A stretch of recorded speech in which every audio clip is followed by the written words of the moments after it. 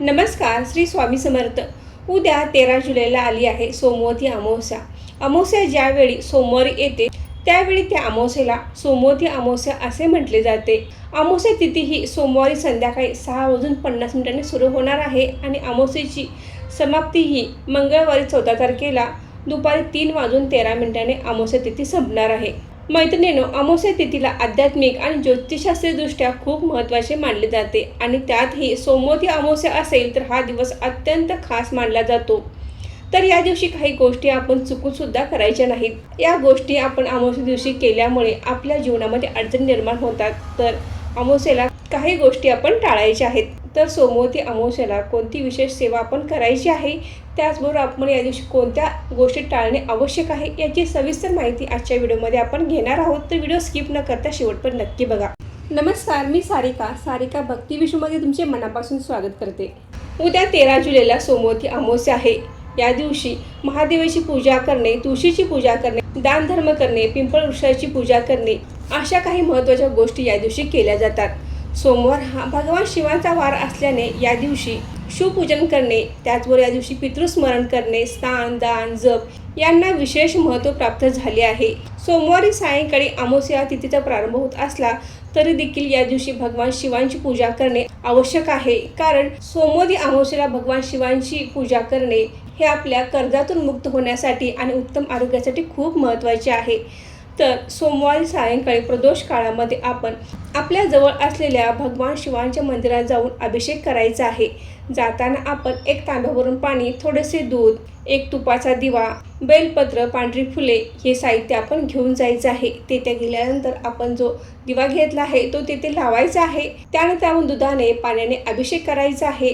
पांढरी फुले, बेलपत्र अर्पण करायचं आहे. त्यानंतर आपण तेथे बसून मंगळ कवच व मंगल चंडिका स्तोत्राचे पठण करायचं आहे. आता बऱ्याच जणांचा प्रश्न येईल की मंगळ चंडिका स्तोत्र किंवा मंगळ कवच आमच्याकडे नाही आहे. तर आपल्याला गुगलवर हे दोन्हीही मिळून जाईल.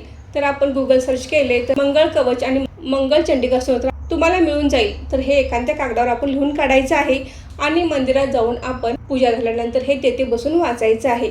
आता बऱ्याच जणांना मंदिरात जाणे शक्य होत नाही. तर आपण आपल्या देवघरात असलेल्या शिवपिंडीवर प्रदोष काळामध्ये पूजा करून, अभिषेक करून मंगळ कवच आणि मंगळ चंडिका स्तोत्राचे पठण करू शकता. या सेवा आपण सोमवती अमावस्येला अवश्य करायच्या आहेत. यामुळे आपल्याला कर्जातून मुक्ती मिळणार आहे. त्याचबरोबर आपले आरोग्यही उत्तम राहणार आहे. दुसऱ्या दिवशीची अमावस्या ही सूर्याने बघितली आहे. म्हणजे आपल्या शास्त्रानुसार ज्या दिवशी सूर्योदयाच्या वेळी अमावस्या असेल तो दिवस महत्त्वाचा मानला जातो.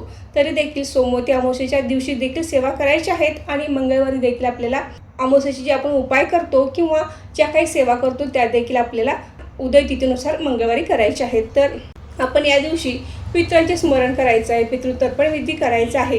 पितृऋणातून मुक्त होण्यासाठी, पितृदोषाचा त्रास कमी होण्यासाठी आपण या दिवशी अन्नदान, वस्त्रदान, त्याचबरोबर आपण धान्यदान देखील करू शकता. सायंकाळच्या वेळी पिंपळ वृक्षाची पूजा करायची आहे. पिंपळ वृक्षाजवळ एक दिवा लावायचा आहे. त्याचबरोबर आपण पिंपळ वृक्षाला जल अर्पण करायचं आहे. हे जल अर्पण करत असताना यामध्ये थोडेसे काळे तीळ टाकून आपण पिंपळ वृक्षाला जल अर्पण करायचं आहे. त्याचबरोबर आपण ओम नमो भगवते वासुदेवाय, ओम नमो भगवते वासुदेवाय या मंत्राचा जप करायचा आहे. पिंपळ वृक्षाला 7 प्रदक्षिणा मारायच्या आहेत. यावेळी देखील आपल्याला हा मंत्र म्हणायचा आहे. अमावस्या दिवशी काही गोष्टी टाळणे आवश्यक असल्याने राग, वादविवाद, भांडणे आणि तामसिक आहार देखील टाळायचा आहे. कोणाचाही अपमान आपण करायचा नाही.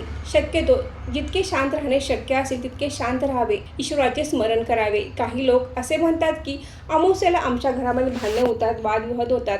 कारण अमावस्येला वातावरणामध्ये जडपणा येतो, नकारात्मक ऊर्जा वाढलेल्या असतात. त्यामुळे काही लोक जास्त चिडचिड करतात, अस्वस्थ असतात किंवा भावनिक होऊ शकतात. त्यामुळे वाद होण्याची शक्यता असते.